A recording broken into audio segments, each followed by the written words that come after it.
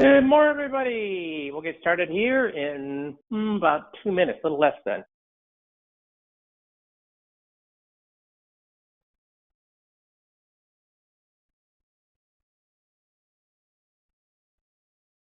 Good morning, everybody. We'll get started here in less than 2 minutes here. Chance for everybody to dial in.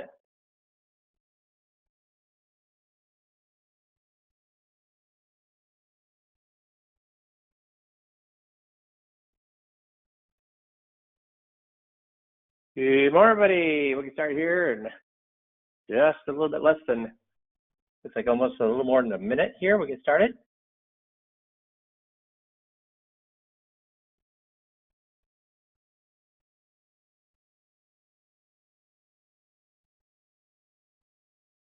Good morning, everybody. We'll get started here in a little less than a minute. Going to be talking about some super easy ways to add credibility and increase your likability with your client base and prospects. So I think you'll like today's call. Started here in about 30 seconds.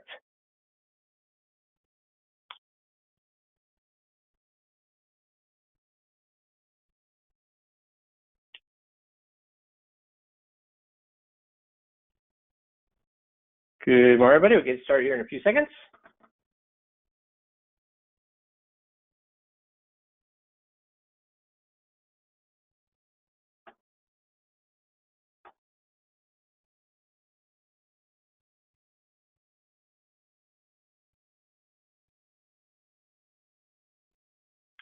Okay, first thing I want to talk about today is this. How many of you have experienced being on hold with with elevator music? How many of you experienced being on hold with elevator music? Now, the question is, how many of you have that same elevator music when people call you to be on hold? Because here's the thing, guys. First of all, should you have a receptionist? So a lot of guys now are working from their home or remotely, etc. But should you have a receptionist? Yay or nay? Give me a Y or an N. A Y or an N. Nick says yes. How about everybody else? Dale says yes. Anybody else? Yes or no? So Nick, why? I agree, absolutely, 100%. Why should you have a receptionist versus having somebody call you directly to your cell phone and get your voicemail and leave a message? Why? Personal touch, save you time, sure. Also, what does it tell them about you, Nick, if you have a receptionist? Even now, here's the thing, guys. Do you need to pay for a receptionist? Sure. Do you need to pay for a receptionist at a desk in your office? No. Are there, for years now, for probably a decade, we have used remote receptionists for 5Q. So ECA has real people behind the desk at their place, but for 5Q, we use a receptionist service out of Utah. And we got plenty of compliments about those folks. Can you use, yes, professional. That's why you do it, Nick. You look like a professional when you have a receptionist. You look like a professional when you have a receptionist. Absolutely. Now, if you're going to have, so you don't need it, and it's very, very cheap. It's very cheap to have a virtual receptionist. And when I say virtual, I don't mean some sort of AI. I mean a real person, but maybe not in your office. Maybe they're like, we're in Minnesota, they're in Utah. Nobody knew that, but it makes it sound like you have somebody right there. That adds to your credibility. And guys, how important is credibility in today's world? Trust and credibility, how important? It is the most important thing you can do. So the funny thing is that when they're waiting for you or they put you on hold, what should you have there? See, that's the time to grow trust. And again, it's right out of the language of trust, Selling Ideas in a World of Skeptics. Guys, this is one of the best books you'll ever read in today's world, because do people trust advisors in today's world? Do they trust anybody who's selling something in today's world? No, they do not. So this book is one of the most important books you'll ever read on how to get people to trust you. And if they trust you, they will move forward. So here's some ideas they had for on-hold messages. Instead of having that elevator music. Why not use that time that they're waiting for you to create a message? So here's one of them. Remember when the world moved at a normal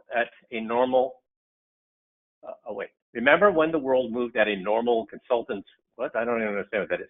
And we knew what to expect tomorrow? Now in the morning, we don't even know what to expect in the afternoon. The world is just plain old more uncertain than it used to be. Makes sense to protect ourselves from all the uncertainty, because if we don't, who will? Washington, our employer, the talking heads on TV? Nope.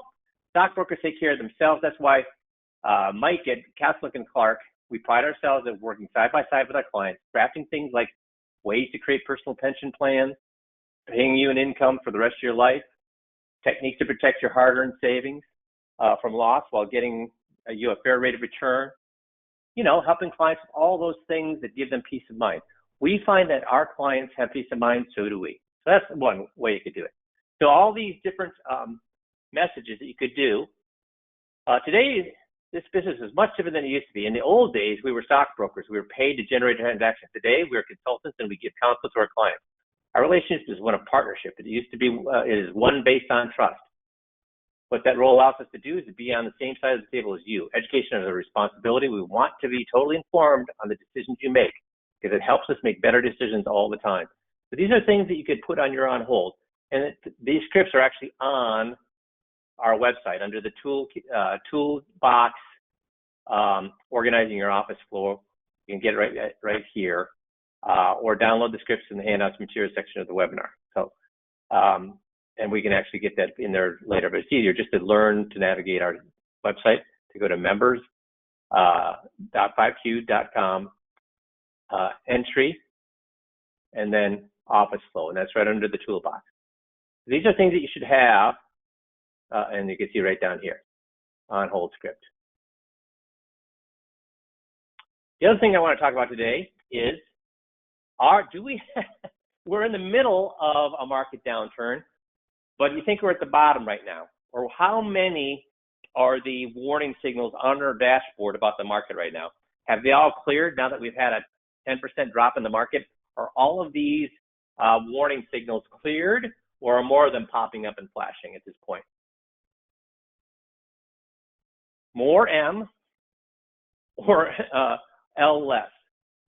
More M, type in M for more, or L for less. So are more or less of these dashboard market warning signals coming up? Yeah, more are. More. So guys, when is the time to be reaching out to all of your clients? Right now. You need to be scheduling appointments with all of your clients right now. If you haven't, you need to do this. You need to rebalance their portfolios. You need to discuss their fears. You need to figure out ways to protect them from this. And as we talked about, with FIAs, again, when we looked at FIAs, are they a good place to put your clients' money right now? Are they going to, over the last 25 years, were they harmed? Was anybody's rate of return harmed by being in FIAs for the last 25 years, guys? I only have one no. I need more than one no. So do you want me to bring up the table again that compares the S&P 500? The S&P 500 at 1%, FIAs with the trigger, FIAs with a cap, FIAs with a 50% participation rate? Guys, have people been hurt? No, they have not been hurt at all. You need to be talking to clients, or at least, do you need to, should you put your clients' monies in FIAs? No, you should not. But what should you be doing, guys? Should you be putting your clients' monies in FIAs? No, what should you be doing? That's a trick question. Put your thinking caps on here on an early Monday morning. Should you be putting your clients' monies into FIAs? No, what should you be doing? Dale's got it. Very good. Very good. Tom's got it. You should be walking through the Warren Buffett presentation with them and letting them decide if they want to put money into FIA or not. And we talked about that. We spent 2 coaching sessions on it. What percentage of your clients are going to want to move some of their money into an FIA at this point? And you're killing 2 birds with 1 stone right then, right? First of all, are you making money by doing that? Yes. Are you protecting your clients by doing that? Yes. Aha. What is the number one objection I get from advisors about taking money out of the market?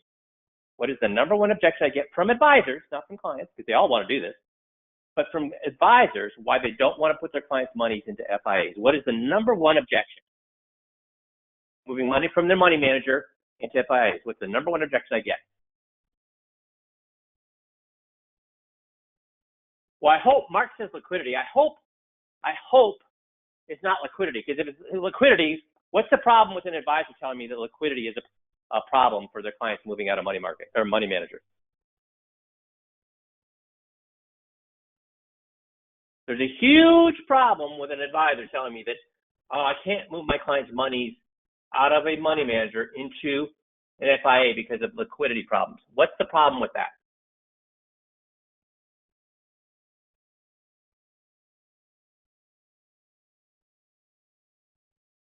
Very good, Mark. Yep. So you answered. Thank you. So you gave me that objection, and you already knew the answer to that objection, which is they did not do the FIA presentation correctly, did they? They do not understand the FIA presentation, because who tells the client that liquidity is not a problem? They tell themselves. They say, hey, if the market is going up, liquidity is not a problem because it's a horse apiece, whether it be in an FIA or a money manager. If the market goes down, it's way more liquid to be in an FIA. If they have a health problem, it's way more liquid to be in an FIA. So they tell you that FIA is liquid. So the number one, and here's the thing, the number one objection I get from advisors from moving from money management, when they're honest with me, because I'll ask them a question, so they finally break it down to, well, here's the real reason I don't want to move from money management into an FIA. I am cannibalizing my fees. I'm taking that client who I was charging 0.75 or 1%, and I'm moving that to an FIA, so I lose that ongoing revenue.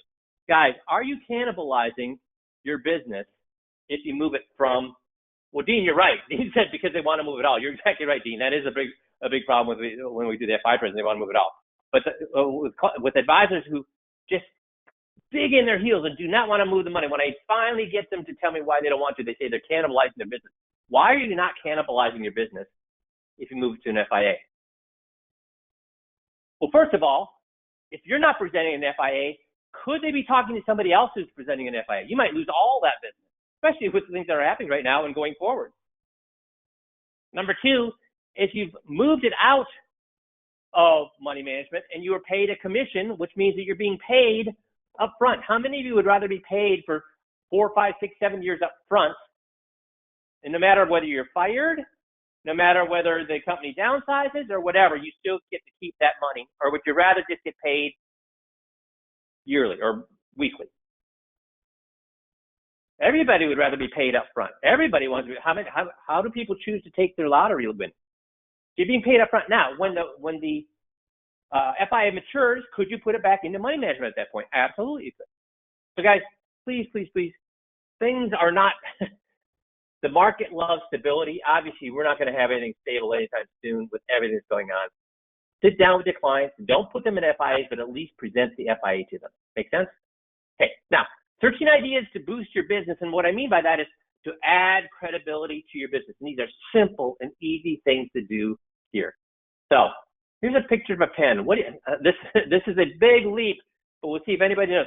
What do you think the point I'm going to make about how to increase credibility, how to increase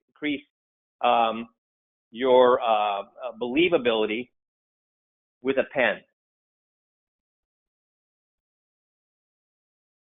I'll give you an experiment that was done. It's been done several times. They had three groups of people, and they handed these people something that needed to be signed. On the first thing group of people, they gave them that paper on a normal, particle board clipboard, like a typical clipboard you've seen. They gave it to on a clipboard like that. The second group of people, they gave one in a nice thick, what do you call it, lucite, like clear plastic clipboard. And the third, so it was more hefty. It was a thick lucite, so it was heavier. And the third group, they gave almost like on a stone type clipboard. Same document, same exact document. Which group? The group with the normal clipboard, the Lucite clipboard, or the heavy stone clipboard? Which group said that the document they're signing was important, or was the most important? Which one do you think? Normal, Lucite, or, well, Mark, you got it. Mark got it. I'll fall back to you here, Mark, when everybody else goes to me the answer. So which group did they say was the most, even though it was all the same document, which group said that the document was the most important? It was the one with the heavy clipboard. Stone, right, Mark? Stone. The second one was the Lucite. The third one was the particle board. So how many cheap pens should you have on your desk with your bank's name on it, even with your name on it? How many cheap pens should you have on your desk? And Mark already gave me this answer. Good job, Mark. How many cheap pens? None. Zero. Zippo. You need to invest in what? A high quality, hefty pen. What does that say about you? What does it say about what you're doing? What does it say about what the client is doing? Important or not important? Guys, have one pen on your desk, and it's a high quality, heavy duty, hefty pen. Make sense? How hard is that to do? How hard is that to do? Think about yourself. When somebody hands you a nice, beautiful pen versus a cheap Bic pen, does that have an effect on you personally? What's the second thing you should do? Be able to write upside down. Guys, I could write more legibly upside down than upside right, probably because I go slower. But I had way more comments as a financial advisor about my ability to write upside down than I ever had. Boy, Mike, you're an awesome money manager. Oh, boy, Mike, you explain things really clearly. No, guess what everybody said? Wow, you can write upside down. What does it tell a client when I'm writing upside down? What does that tell a client when I can write upside down? What does it tell them? That I'm a master of my craft? That I'm experienced, exactly right, Dale? That I'm experienced? That I'm a master of my craft? That I know what I'm doing? That I'm certainly not like their current guy? Learn to do this. Have a very, create or have a very distinctive signature. How many of you could identify, if you saw a document, how long would it take you to identify Donald Trump's signature? How long would it take you to identify Donald Trump's signature? Does he have a very distinctive signature with his fat magic marker and his his signature that he does? Sure he does. And I'll tell you, where this really hit home for me was actually over 25 years ago. I was buying a car, and the salesperson, I forget even what his name was, but I still remember his signature. It had drew a cartoon cow with it. I forget what his name was, but it had something to do with where the cow made sense. And so 25 years later, I still somewhat remember that signature. Create a signature that people will remember. Why? And then where should you put that signature, guys? Create a signature that people will remember, and where should you put that signature? First of all, everything you sign, but where else should you put that signature?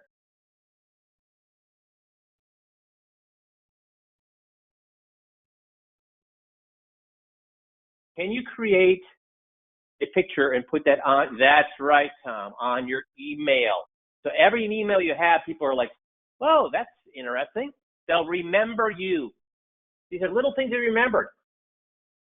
Heavy pens, high quality pens, writing upside down, a signature they remember. Here's another one. How often should you write handwritten notes? How many remember when I was making $1 million a year as a financial advisor? Again, this is 25 years ago. How much would I be making a day? We've talked about this. A hell of a lot more than $1 million. When I was making $1 million a year, 25 years ago, how many postcards did I write per month? That's right, Tom's got it. 50 a week, that's right. 200 a month, 50 a week. I would, because I was working 40-hour work weeks, making $1 million a year, because remember, I didn't work for rich people. I was working with teachers, nurses, and engineers. So I wasn't writing huge tickets here, but I was writing ticket after ticket after ticket after ticket. So I was busy all during the workday. So what I did is one night a week, my wife went to bed and I stayed up and I wrote 50 handwritten cards once a week. So 50 cards, handwritten cards, once a week. That's what I did. Now, some people, here's the thing, I did not have technology to do that back then. If you're too, I'm going to be straight out, if you're too lazy to do that, guys, at making $1 million a year, did I need to do that? No, I did not need to do that. We're going to talk about 50 cards a week. What the heck were you writing cards for? We'll talk about that in a few slides. So it was 50 cards a week, handwritten. I didn't need to do that, and did writing 50 cards a week make me $1 million a year? I don't know, but it certainly did not hurt, and it certainly kept my clients really happy. Now, if you're too lazy to do that, you can actually go to this site, quantumenterprises.uk fonts, quantumenterprises.uk fonts, and they'll use your handwriting to create a font based on your actual handwriting. They'll create it, and then they'll send it to you, and you can import that into your fonts, into your Microsoft Word. So if you're too lazy, I don't recommend this, but if you don't want to do this, at least do this, because then your your assistant or a high school kid or your daughter who's at home with her kids can type these things out, and it'll be in your handwriting. So then writing 50 notes a week is not a big deal. When you do holiday cards, you need to handwrite those holiday cards. You need to handwrite them. And should you just have a pre-printed one that you sign? How many of you have not heard of my story about what happened when the banker sent me? So I'm running about $3 million through this. Well, actually, it's about $7 million through this bank every year. I was running about $7 million through this bank every year, and I decided to move my account. Does anybody not heard that story? Why did I move my account? If I'm running sure, I'm not IBM, but for a local small town bank, Rochester is not that big. For a local small town bank, running $7 million through your bank, is that a pretty good customer? Yay or nay? Tom's got it. Yes. They sent me a pre-printed card, Happy Holidays, Merry Christmas, and then like 5 people signed it. What did that tell me? All they did was send me a pre-printed card, and they all signed it. What did that tell them about how they thought about me? That I'm not important. That's right. That I'm not important. Within 2 weeks, because I had a lot of banks knocking on my door saying, we'll take care of your accounts, we'll take care of your accounts. Within 2 weeks, I moved my account. Here's the funny thing. If they had not sent me a Christmas card, they would have been better off. Because I would have been out of sight, out of mind. Now, I think you need to send the cards out, but I would not have moved my account. But by then sending me a Christmas card with nothing but a signature and a pre-printed card, that said, hey, we don't care about you. Do not send out pre-printed cards unless you're going to write a handwritten note in it. Okay? Now, as I said earlier, what could you write these cards about? What could you write these cards about? Well, first of all, let's talk about, it's going to be non-financial things. I'm going to go through some of the non-financial things you can do, but here's why. There's been several studies done, and they looked at the difference between a loyal customer and a satisfied customer. Now, guys, would you rather have a loyal customer or a satisfied customer? Which one would you rather have? And I'm going to tell you the difference between the two. Which would you have? Loyal, L, satisfied, S. And loyal. Because what they found was this. Loyal clients are going to stay with you through thick and thin, and loyal clients refer on average 3 people to you per year. So here's a good audit you can do on your practice. How many of your clients have referred 3 people to your practice in the last year? That's how many loyal clients you have. So go through your clients and say, how many did this one refer to me? None. Oh, this one, none. This one, 1. This one, none. This one, none. Well, those are satisfied clients. They haven't left you because they're satisfied, but they're not loyal. This one's 7 people. They refer 7 people, they're loyal. So we'd rather have loyal. Now here's the problem with satisfied clients. Satisfied clients have decided to stay with you until what? See, loyal clients are going to stay with you through thick and thin, and they're going to refer to you. Satisfied clients are going to stay with you until what? Until they find something better. Now, what did they find when these people who did a lot of research on this, what did they look to find how or what created a loyal client versus a satisfied client? Well, they found the number one characteristic of loyal clients versus satisfied clients is that loyal clients were communicated with non-financial messages at least 10 times a year. So they received non-financial, something that had nothing to do with their account. Because guys, if all you do is talk about their money, what does it tell them that you care about? Their money. Talked about it before. If you go on a date with a girl and the only thing you talk about is sex, what does she know about you? You're interested only in sex. If the only thing you talk about your clients is about their money, guess what they know about you? The only thing you care about them is about their money. So the difference between loyal and satisfied was that sending at least 10 non-financial messages per year. So what could they be? What were my cards about? Those 50 cards I wrote. Well, one was on their client anniversary. So if they became my client on March 24th last year, guess what they're going to get today or this week? I'm going to send out a card saying, thanks for being a terrific client for the last year. I hope you've been as happy with me as I've been with you. Please let me know if there's anything I could do better. Mike. That's one. So a client anniversary. So I knew when they became a client, and every year from that day going forward, they're going to get an anniversary. This is the day we created our relationship. What else? Birthdays. What else? Happy spring. What else? If I know their kids are graduating college, something about college. Their kids graduating from college. If I don't know what to do, yeah, I'm going to simply say, hey, haven't heard from you in a while. Hope you survived this terrible Minnesota winter and you're enjoying the warm weather we're having. So it's something like that, because it's about, when I'm doing that, what does it say? What does it tell them that I am to them? Their financial advisor, what does it tell them that I am to them? That I'm strictly a financial advisor, what does it say? I care about them as human beings. I care about them as friends. I care about them as part of our community.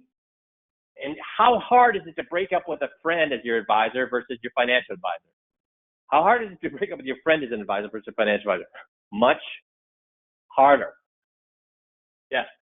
So anything non-financial. Happy ice, I used to send out postcards sometimes saying Happy Ice Cream Week or Happy Cookie Week.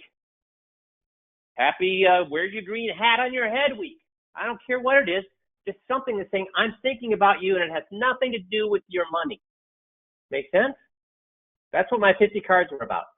Client anniversaries, birthdays, anything that was happening right then and there, whether it was spring, 4th of July, Mother's Day, whatever it was, just something. I used anything that was happening. I had no other reason to send them a card, because all my clients received at least 4 cards per year, whether it was a postcard or a card, at least 4 times a year. At least 4 times a year. What else can you do? Well, 3 times a day, offer to be of service to somebody. What do I mean to be of service? That could be anything. Offer to make an introduction to another person. Offer to speak at their church. Offer to send them a checklist. We do, and guys, we do this through if you're using our newsletters that we create for you, we do that every single month. And you only have to do it 3 times with 3 different people. So look through your client base or your prospects or professionals that you want to network with, and think of something that you could offer to be of service to them with. Be creative. Gratitext. Every single day, you should send out some text thanking people for one thing or another. Thank them for being a great client. Thank them for being helping an accountant, for helping with your your clients tax questions. Ask them, send out a few thank you texts per day. These are things that should be in your calendar. This should be a checklist. Check, check, check, check. Sending out cards, sending out, trying to send out 3 people. Can I be of service to you? Send out thank you text. But I don't have time. Well, then do this. Stop watching the news. The normal time you stop watching the news, or more importantly, doom scrolling through your phone. Guys, what can you find on your phone during the day, other than texts and emails? But what other things on your phone during the day will help you? Is following the market on your phone going to help you during the day? Yay or nay? Following the market on your phone going to help you during the day? Yay or nay? No. Is following the news all day long on your phone going to help you? Is there anything in the news that's going to pop up on your phone that's going to affect your profitability of your business today? No. How about any social media? Is there anything in your social media? Yes, this is a waste of time. And stop watching news. Unlike reading books or long magazine articles, which require thinking, we can swallow limitless amounts of quantities of news. And guys, believe me, I have this fight every day with myself. And I consider myself pretty disciplined, but I still want to get on the phone and read ungodly amounts of stupid news flashes and as what I hear, bright colored candies for the mind. Everything on Reddit, all the social media. I want to go there. I have to fight not to do that. To fight this, you have to become disciplined not to do that. It is not helping your business. So if you're not doing that, guess how much time you have during the day to do these things? Tons of time if you quit doing this. Have you downloaded the app, which will show you how much time you spend on your phone? That is an eye-opener. Here's why you need to stop watching the news on TV. First of all, it's misleading. Every news, I don't care if it's liberal, I don't care if it's conservative, I don't care if it's in the middle. The way that news is written is misleading. Why? Because they want you to stay for after the commercial break. They want you to read the next article. They want to keep you there, so they give you crap just that's misleading just to keep you there. Second of all, it's irrelevant because, hey, how long does it take, like in Minnesota? You don't like the weather? Just wait a minute. Well, if you don't like the news, guess what? Just wait a minute. It's irrelevant. It does explain the wrong things. The things that we really drive society are often slow, powerful movements that can't be explained in a bite. I mean, how long are news stories? 30 seconds, 1 minute? How long does it really take to understand a topic? Way more than a minute, usually hours. It's unhealthy for you. It does not help your blood pressure. Does not help your psyche, does not help your emotional health, it does not help your cortisone levels. It's unhealthy. It increases your cognitive errors. It preys on confirmation bias. We only want to read news that agrees with us. How often do we watch news channels that disagree with us? Oh no, they're all lies. It's all fake news. I don't care if you're conservative, you're not watching MSNBC. And if you're liberal, you're not watching Fox because, oh, they're all lies. Yeah, you're right. Fox is lies, MSNBC is lies. They're all misleading, trying to get you to stay and watch their channel. It's a drug, yes. It's addictive. It wastes time.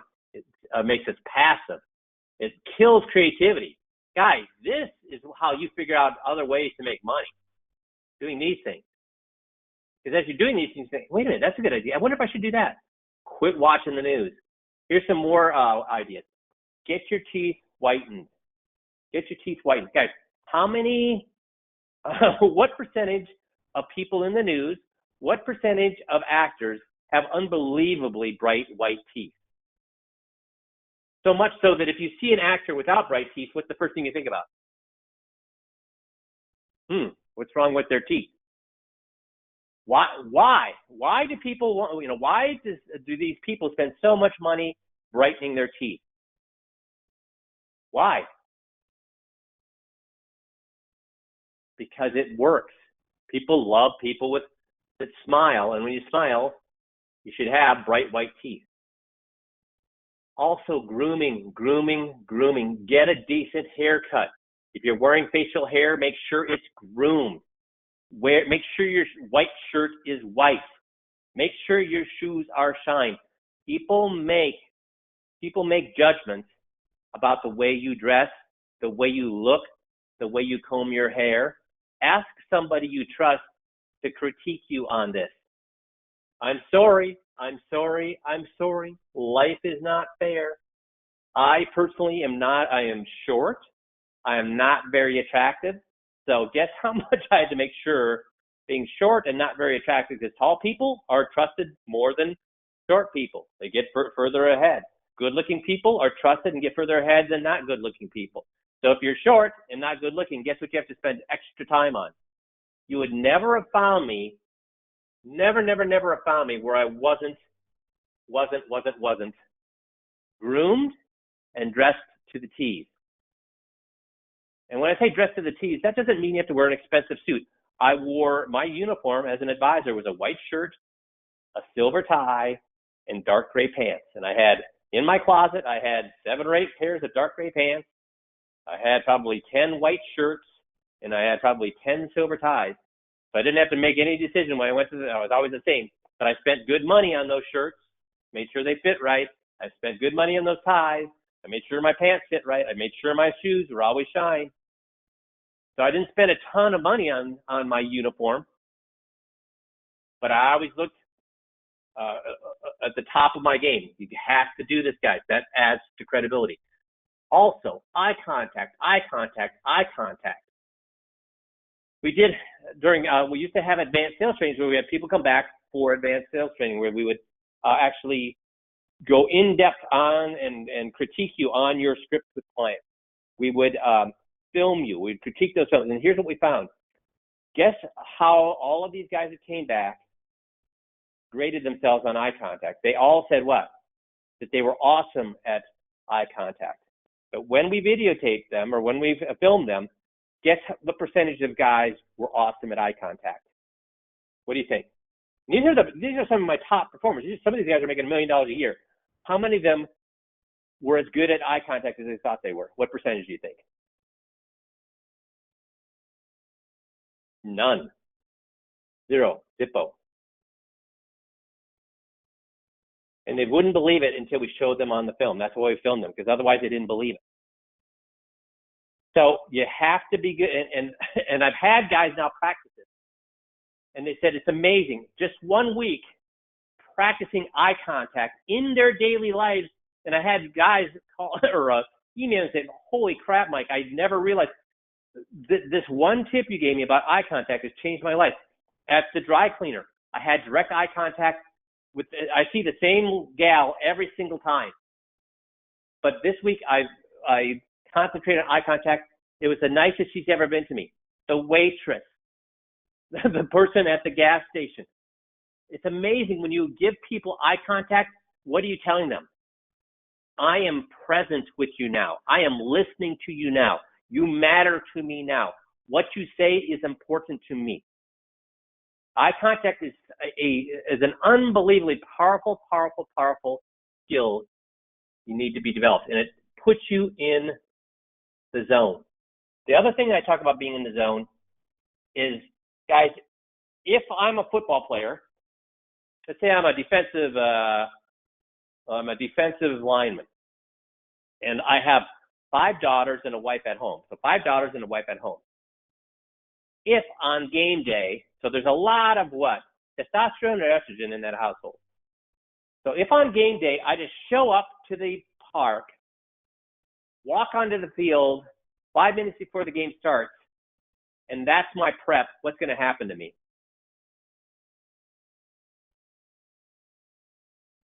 If I've got 5 daughters at home and a wife, I'm going to get killed. That's right. I'm going to get killed because my mind is not right.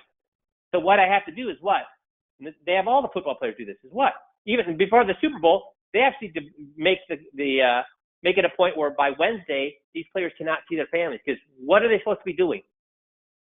If it's a normal season, if it's during the normal season, they get to the stadium early. They have breakfast together. They do a light workout. Then they come in. Then they do they run through the film. Then they go out and do a heavier workout. Then they come back in. Then they go back out and they do a bigger workout. Then they come back and then they go out and then they get ready and they're pounding each other with the pads. They're slapping each other with the helmet. They run out into the field. Why are they doing that? They're getting in the zone. They're getting their mind right. And I would tell you that you don't need to do all that stuff before you see a client. But when you go to see a client, you don't just let them walk into the room and then you start the meeting. No. Before you meet a client, you need to, even if you take just 2 minutes, close your eyes and say, okay, what is it that I want to accomplish at this meeting? What's one thing I want to accomplish at this meeting? Perfect. Okay. What's one skill from my 15-minute drills, which you're all doing, right? What's one got skill? Maybe I can't do all of them, but what's one got skill I'm going to work on for the next hour? You might say, I'm only going to ask open-ended questions. Or anytime I hear them say yes or no, I know I need to follow up with an open-ended question. Or you say, I need to find early in the meeting a place to empower them. Or I'm going to make sure that I don't overtalk them. Just find that focus on, number one, what do I accomplish at this meeting? Number two, just what's one skill? Not all of my skills, can't do that. But what's one skill I can work on at this meeting to get better at? What's that doing to your mindset before you walk in the client? Is that different than just sitting there and you're just getting off social media, looking at your Facebook, and all of a sudden they say the client's there, and then you just hop off Facebook and then go out and meet your client and bring them on in? How much more prepared are you by just taking 2 minutes and getting your mind right? Just with those two questions. What do I want to accomplish here? And what's one skill I can work at? Because the main thing, if you say, this is the one skill I want to work at, what's going to happen to all your other skills as well? They're going to get better because you're going to be focused. Like a running back, if he's been having a lot of problems with fumbling, he's going to go into that game thinking, what? I'm not going to fumble. How much likely is it he's not going to fumble if that's what his main concern is? Much higher. Does that make sense? To be in the zone. So 13 things. Buy a nice pen. Learn to write upside down. Have a memorable signature. Write more handwritten notes. I wrote 200 a month, 50 a week. Contact one of your best clients every day. Nothing about business. Offer to be of service to people. Send out a gratitude text several times a week. Don't watch the news. Improve your smile and do it more. Be well groomed. Focus on eye contact and become focused before every meeting. So guys, are these things impossible or fairly easy? Easy or hard? So E is E, H is hard. Easy or hard to do? Easy peasy. I would print this or write these down and have it in a place that I see every single day. Because the funny thing, easy things are hard to do. Why? Easy things are hard to do. Why? Because you forget about them. So how to win friends and influence people. I have 19, I've read the book. I mean, I think I've worn out 4 different copies, but I don't read it anymore. But I do have the 19 points in that book. And before I go to it, I tend to overtalk people, as you probably well know. I tend to be very out loud and very argumentative. That's just my nature. So before a get-together with friends, I actually will read those 19 things to keep myself in check and to remind. I know all those things. The reason I reread those 19 things is to remember them right before I go to that get-together. So these are things that I would write now. If I get a good pen, I can check that one off. I don't need to read it anymore. If I learn how to write it, I can check that one off. I don't read it anymore. If I have a great signature, I can check that one off. So maybe I get down to, so once you're doing these things, guess how much more time you have to, maybe all I'm going to remember is to smile more and more eye contact and be focused.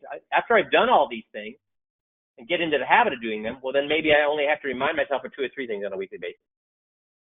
Does that make sense? These are easy to do, but write them down, start doing them, and you can check them off, and your life gets easier and easier, and you become more and more successful, more and more likable, more and more credible. Make sense? Awesome, awesome. You guys have a fantastic rest of the week, and we'll talk to you all. Actually, Jerry's on next week, and I'll talk to you here in a couple of weeks. Thanks, everybody. Have a good one.